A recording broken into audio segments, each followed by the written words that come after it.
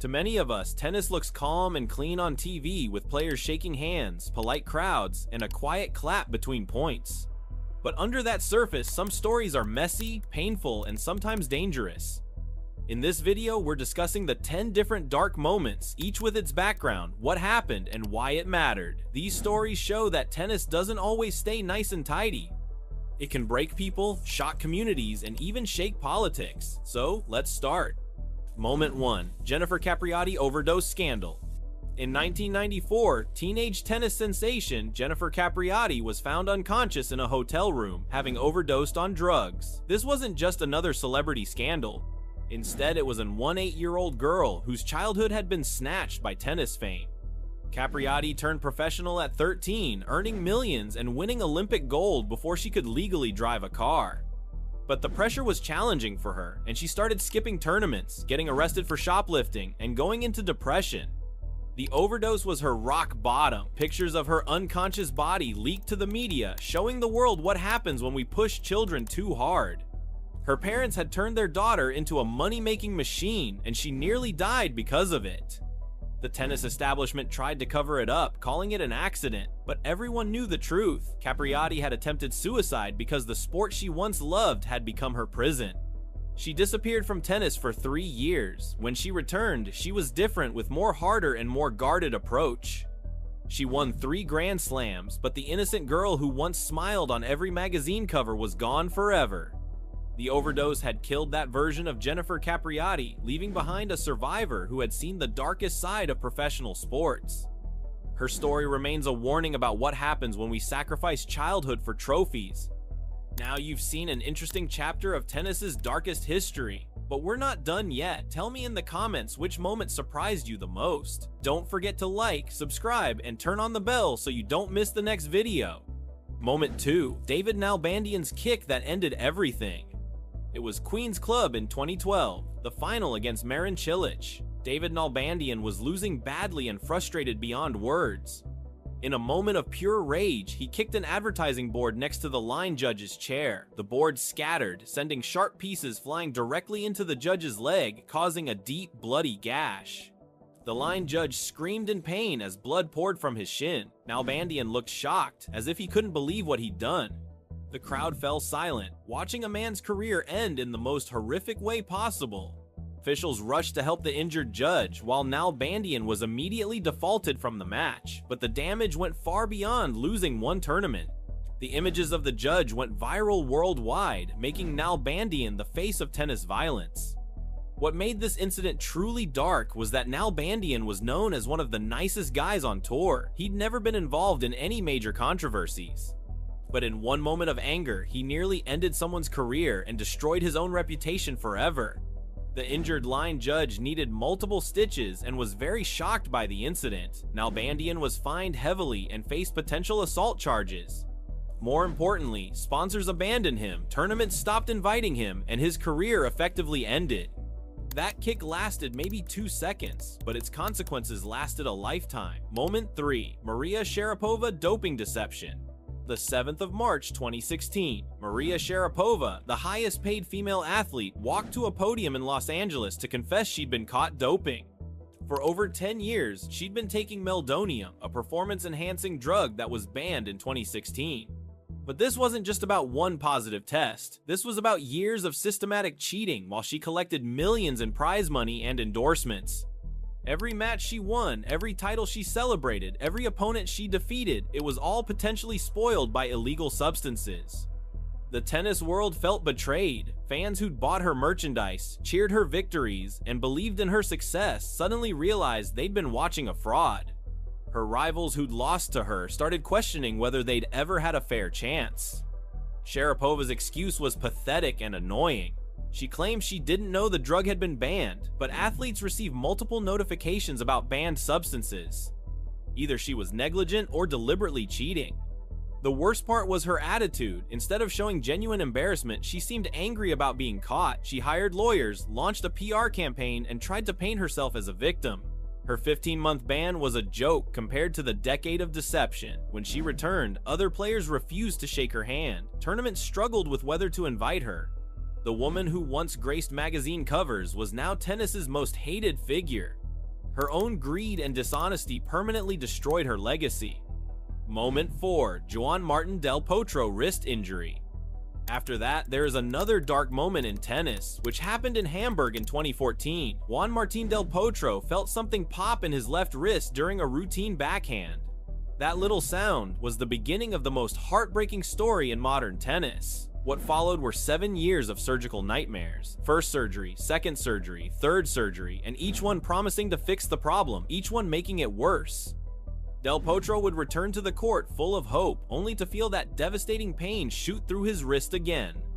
The gentle giant from Argentina became tennis's most tragic figure. In interviews, he would break down crying, admitting he couldn't even brush his teeth some mornings without intense pain.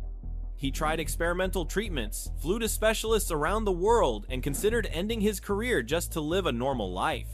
The tennis world watched helplessly as one of the sport's most beloved players slowly fell. Del Potro had the game to challenge the Big Four. His forehand was a weapon of mass destruction, his serve was improving, and his mental game was rock solid. But his wrist betrayed him over and over. Each comeback attempt caused more damage.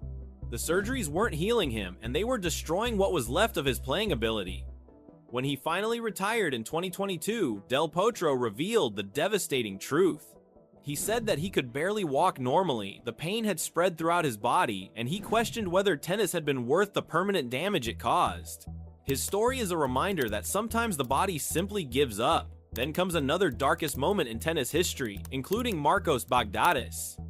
Until now, you've watched another amazing chapter of tennis's darkest history, but we're not done yet. There are other dark moments in the video. Stay connected to watch the whole video. Tell me in the comments which moment surprised you the most. Don't forget to like, subscribe, and turn on the bell icon.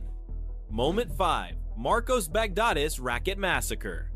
It was the Australian Open 2012. What started as a tennis match became a public mental breakdown that shocked the world. Baghdatis was struggling with his game and ranking in the 4th round against Stanislas Wawrinka. The pressure had been building inside him like a bomb ready to explode. And on this sweltering Melbourne night, it finally did. After losing a crucial point, Baghdatis calmly walked to his chair and picked up 4 rackets from his bag. Then, in front of 15,000 spectators and millions watching on TV, he destroyed each racket by smashing it against the court surface. The sound was sickening as carbon fiber cracked like bones breaking, but worse than the destruction was watching a human being completely lose control of his emotions on the world's biggest stage. Baghdatis' face was pure rage and desperation. This wasn't a calculated outburst for attention. This was a man breaking down psychologically in real time. The crowd didn't know whether to cheer, boo, or look away. Even Wawrinka seemed uncomfortable witnessing such raw emotional destruction. The aftermath was devastating for Baghdatis. His ranking fell, his confidence never recovered, and he became known more for this meltdown than his previous achievements, including reaching the Australian Open final in 2006. In later interviews, Baghdatis described feeling like he was watching someone else destroy those rackets. Sports psychologists call it a complete psychological break when the mind simply can't handle the pressure anymore. Moment 6. Kiki Bertens' success prison. Sometimes tennis's darkest moments aren't about losing. Instead, they're about winning too much and losing yourself in the process. Kiki Bertens learned this lesson the hard way. The Dutch player's rise to world number 4 should have been a fairy tale. She beat top players, reached Grand Slam semifinals, and earned millions. But behind the success, Bertens was dying inside. The pressure of sudden fame began eating away at her like poison. She started having panic attacks before matches, vomiting from anxiety, and her hands would shake uncontrollably during warm-ups. Worst of all, she began hating the sport that had given her everything. The breaking point came during a 2019 French Open against Victoria Kuzmova match when Bertens suddenly stopped playing mid-rally and walked to the net. She told her opponent she couldn't continue, not from injury, but because the mental anguish had become unbearable. Cameras captured her crying uncontrollably as she left the court. Tennis fans worldwide watched a champion fall under the weight of her own success. Bertens later described tennis as being like an abusive relationship, the source of her greatest achievements and deepest pain. She would lie awake, fearing the next tournament, the next match, the next moment she'd have to pretend everything was okay. The tennis establishment failed her completely. Instead of recognizing severe mental health struggles, they kept scheduling promotional events and tournaments while she fell apart. She retired at 29, sacrificing her mental health for rankings and prize money. Success had become her prison. Moment 7. Nick Kyrgios's talent waste. Nick Kyrgios possesses once-in-a-generation tennis talent. Kyrgios can beat any player in the world when he's mentally present. His shot-making ability is excellent, his serve is a weapon, and his court coverage is exceptional. But none of that matters when he deliberately plays matches, insults opponents, and gives up on Grand Slam points. The 2019 Cincinnati Masters perfectly captured the Kyrgios tragedy. Playing Karen Khachanov, he began serving underarm, shouting at his box, and eventually stopped trying entirely. But cameras caught something commentators missed. Yes, there were tears in his eyes as he walked to his chair. This was a cry for help from someone battling severe depression and anxiety. Kyrgios has been honest about understanding self-harm and feeling trapped in a sport that provides his livelihood while destroying his happiness. The tennis community's response has been largely disappointing. Instead of recognizing a young man in crisis, many wrote him off as unprofessional. They failed to see that his behavior was often a manifestation of psychological struggles. The missed opportunities haunt tennis fans. Kyrgios's 2022 Wimbledon run showed glimpses of what could have been, a player capable of multiple Grand Slams. But those moments only make his struggles more painful.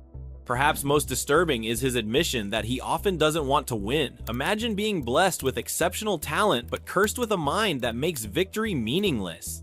Moment 8. Steffi Graf stalker nightmare.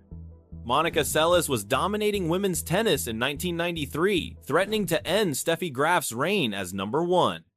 Then came the 30th of April 1993 in Hamburg, on the day that changed tennis forever. During a changeover, a Graf fan named Günter Parsche rushed onto the court and stabbed a 9-inch knife between Seles's shoulder blades. Her screams of pain echoed through the stadium as blood poured from the wound. But the real horror was yet to come. Parsche had stabbed Seles specifically to help Graf regain the number 1 ranking. His twisted logic was that if Seles couldn't play, Graf would benefit. And incredibly, his plan worked. Seles was rushed to the hospital, where doctors said the knife had missed her lung by millimeters. She could have died on that tennis court, all because a fanatic wanted to help his favorite player. The attack traumatized Seles so severely that she didn't return to tennis for over 2 years. When she did come back, she was never the same player. The fearless teenager who dominated the early 1,990 seconds was gone, replaced by someone who constantly looked over her shoulder. What made this incident truly dark was the tennis establishment's response. They didn't strip Graf of rankings points earned during Seles's absence. They didn't provide adequate security for players. They essentially rewarded the attacker by allowing his plan to succeed. Graf, to her credit, was horrified by the attack and never wanted to benefit from it, but she did benefit, and that fact haunts tennis history.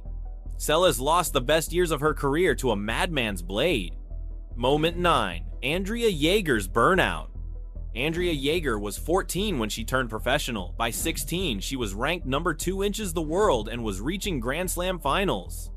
By 19, she was retired, broken, and bitter about the sport that had consumed her childhood.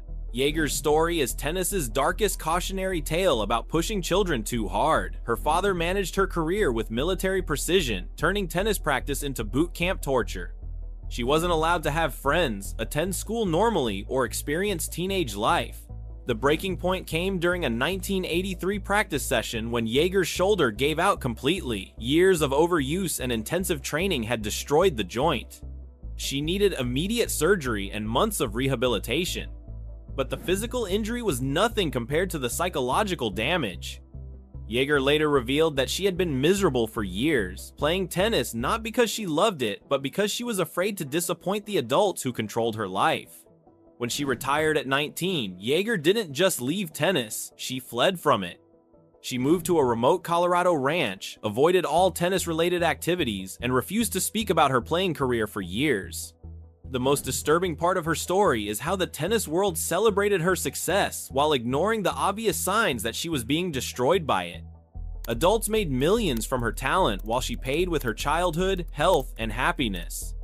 Jaeger eventually found peace by helping children with serious illnesses, but she never forgave tennis for what it took from her. Her story remains a warning about the price of early success. Moment 10. Susie Favor Hamilton Incident. This final dark moment didn't happen to a tennis player, it happened because of tennis fans. In 2003, during the French Open, American middle distance runner Susie Favor Hamilton was in Paris as a spectator when she was brutally attacked by drunk tennis fans who mistook her for someone else. Hamilton was leaving Roland Garros after watching a match when a group of drunk spectators surrounded her. They began shouting vulgarity, throwing drinks, and eventually physically assaulting her. Security was nowhere to be found, and other spectators just watched without intervening.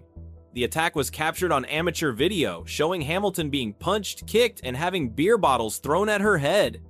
She suffered a concussion, broken ribs, and psychological trauma that lasted for years. What made this incident particularly dark was the tennis establishment's response. Roland Garros officials claimed they had no responsibility for incidents outside the stadium grounds. French police barely investigated, the attackers were never prosecuted. Hamilton, who had competed in 3 Olympics and was a respected athlete, found herself abandoned by the sport she had come to watch. The physical injuries healed, but the psychological scars remained. She later revealed that the attack triggered severe depression and anxiety disorders that contributed to other personal problems in her life. What should have been an enjoyable day watching tennis became a nightmare that haunted her for decades. The incident exposed ugly truths about tennis culture and fan behavior that the sport preferred to ignore. Violence was acceptable as long as it didn't happen on camera during matches. Hamilton's story reminds us that tennis's darkness can reach beyond the court. These are 10 darker chapters from tennis that many fans don't always hear about. Each one shows a different risk: corruption, anger, safety, mental health, and politics. If you liked this deep look and want a part 3, I can dig up more interesting stories for you.